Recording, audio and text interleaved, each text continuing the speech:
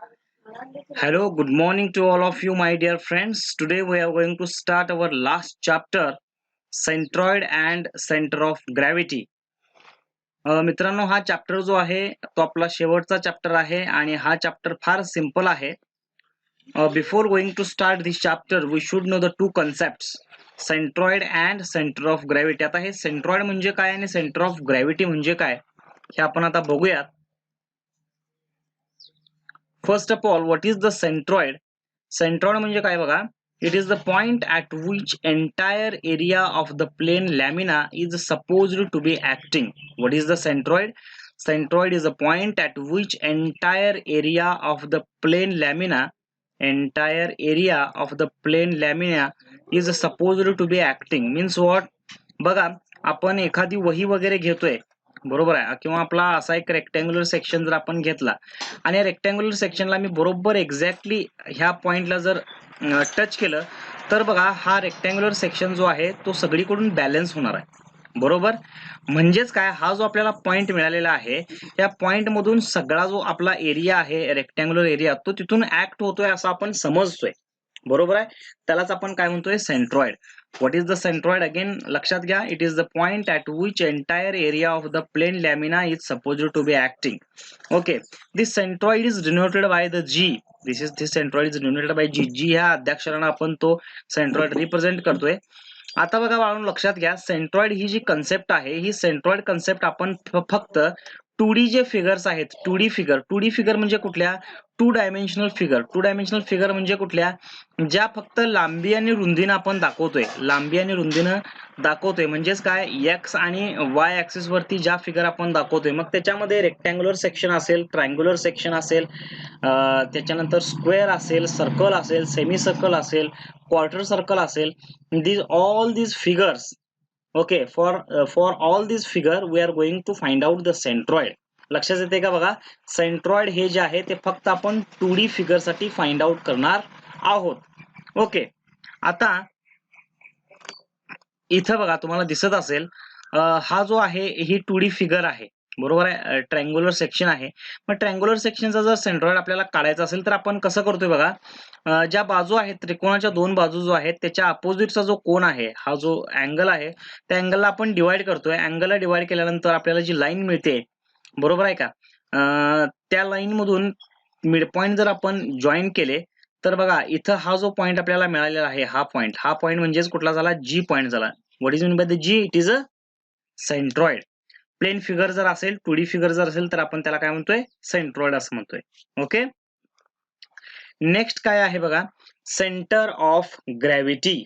What is the centre of gravity? बघा बाळांनो, centre of gravity मध्ये आपण काय करतोय, it is the point at which whole mass of the body is supposed to be concentrated. म्हणजेच काय, centroid आणि सेंटर ऑफ ग्रॅव्हिटी मध्ये फरक इतकाच आहे की सेंट्रॉइड मध्ये आपण फक्त एरिया कन्सिडर करतोय आणि सेंटर ऑफ ग्रॅव्हिटी मध्ये आपण मास ऑफ द बॉडी जे आहे ते कन्सिडर करतोय. Okay, it is denoted bye again CG or G. This term related with the 3D objects like cylinder, sphere and cone. म्हणजे काय बघा बाळांनो, ज्या ऑब्जेक्ट्सला व्हॉल्यूम आहे, किंवा ज्याला आकारमान आहे, त्या ऑब्जेक्टचा आपण सेंटर ऑफ ग्रॅव्हिटी काढतोय आणि ज्या ऑब्जेक्टला फक्त एरिया आहे, बरोबर आहे, त्या ऑब्जेक्टचा आपण सेंट्रॉइड फाइंड आउट करतोय. आता सेंटर ऑफ ग्रॅव्हिटी मध्ये परत बघा, लक्षात घ्या, it is the point at which the whole mass of the body is supposed to be act. Okay, आणि डिनोटेड बाय द परत जी आहे.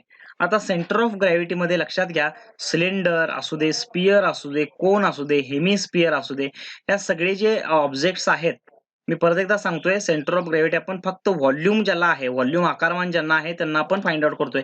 लक्षात घ्या, सेंटर ऑफ ग्रॅव्हिटी मध्ये आपल्याला 3 ऍक्सिस वापरावे लागतात, एक्स ऍक्सिस, वाय ऍक्सिस आणि झेड ऍक्सिस. म्हणजेच काय, जे ऑब्जेक्ट्स 3D आहेत, 3 डायमेन्शन्स आहेत, त्यांचा आपण centre of gravity find out करतोय. ओके, इथं लक्षात येईल बघा तुम्हाला, कोन आहे, प्रिझम आहे, सिलेंडर आहे, हेमिस्पियर आहे, स्पियर आहे, हे जे सगळे ऑब्जेक्ट्स आहेत याचा आपण काय फाइंड आउट करतोय, centre of gravity find out करतोय. Okay, now what is the difference between centroid and centre of gravity?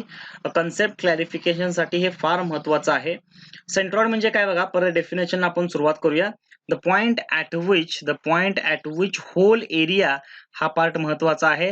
Hole area is supposed to be act, आणि सेंटर ऑफ ग्रॅव्हिटी मध्ये काय असते, whole mass is supposed to be act. This is the difference between centroid and centre of gravity. त्याच्यानंतर centroid आपण कोणाचा find out करतोय, जे 2D object आहेत, जे काही 2D ऑब्जेक्ट आहेत ना, जे काही 2D ऑब्जेक्ट आहेत त्यांचा आपण काय फाइंड आउट करतोय, सेंट्रॉइड फाइंड आउट करतोय.